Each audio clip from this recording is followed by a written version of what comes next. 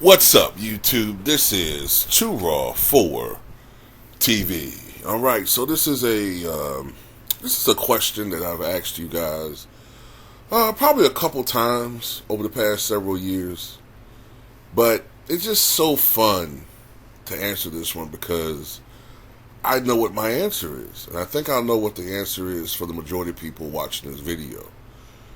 And of course, you see right here in this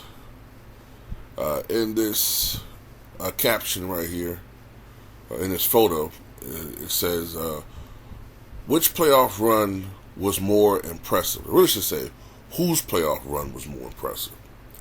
Dirk in 2011 or LeBron's in 2016? And to me, I think it's no doubt about it that it's Dirk's. It's Dirk's. And I'll tell you why. When you look at the team that Dirk had, yeah, you could go back and say, oh, this team had Peja Stojakovic and Jason Kidd, because those are names of players that were either fringe all-stars for a period of time in their career, or in Jason Kidd's case, a certified first ballot Hall of Famer. But the reality was, Peja Stojakovic retired immediately after that season. He was done. He was coming off the bench. His back was like on Larry Bird 1992 status, damn near. He was done. Jason Kidd was a shell of himself by then. Now, there were some good role players on that team. And some players that were a little bit past their prime that still had a little bit of a spark to them left, like Jason Terry. But for the most part, Dirk didn't have a super team around him. But he did have guys that stepped up in that finals. LeBron had a super team. The year before that, remember, they lost to the Warriors, and Kevin Love got hurt and Kyrie got hurt, and it was pretty much like LeBron going against the Warriors. And everybody said, well, that's not fair. Well, this time Kyrie and Kevin Love were healthy. But nobody likes to mention, at least the LeBron fans, right? They don't like to mention that Andrew Bogut got hurt in that series. They don't like to mention that Draymond Green got suspended in Game 5.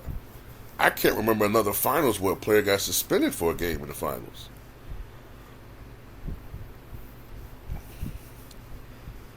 Then you look at who they beat in the playoffs, the quality of the opponents. Swept the Pistons and the Hawks in rounds 1 and rounds 2. Now, sweeping a team is, I guess, somewhat impressive, right? Obviously.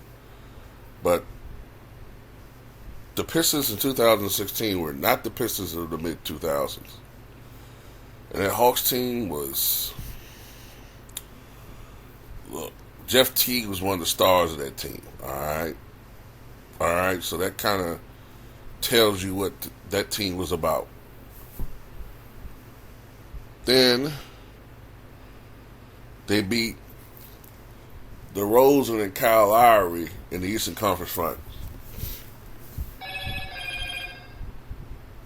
4-2.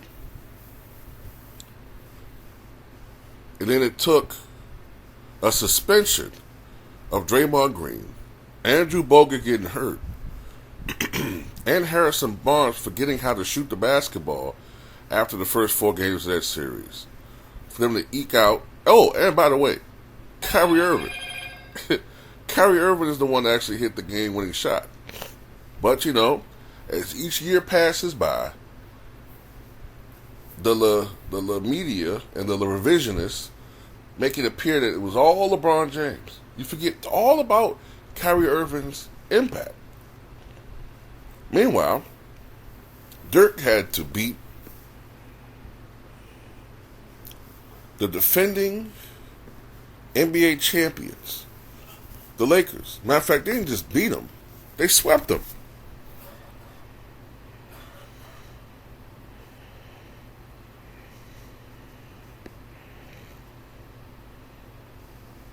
They beat, if I'm not mistaken, KD, Russ, and James Harden, the Thunder.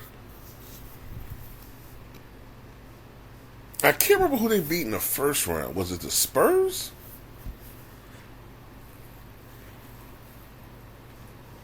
I can't remember who they beat in the first round. But they beat a lot more impressive teams on their road to the championship. Then they beat a super team with the Miami Heat. You know what I'm saying? A team that's supposed to win not one, not two, not three, not four, but how many? How many he promised? 7, 8, 9. And Dirk did this with no All-Star or All-Star teammates that season. So Dirk's 2011 playoff run was far more impressive than LeBron's. But somehow, LeBron put out this narrative that victory made him the greatest of all time. Remember, even though Golden State blew a 3-1 lead, let's not forget, Golden State themselves came back from a 3-1 deficit against the Thunder. And they didn't need Russell Westbrook or KD to be injured, suspended for a game to come back. They did it the old-fashioned way. By crawling back into the series, outplaying, out coaching, out strategizing, and outplaying their opponent. Not maneuvering to have players who are peaking in their careers to be suspended in pivotal games, and you know what I'm saying, praying during Indian rain dances, hoping that Bogut gets hurt. You know what I'm saying?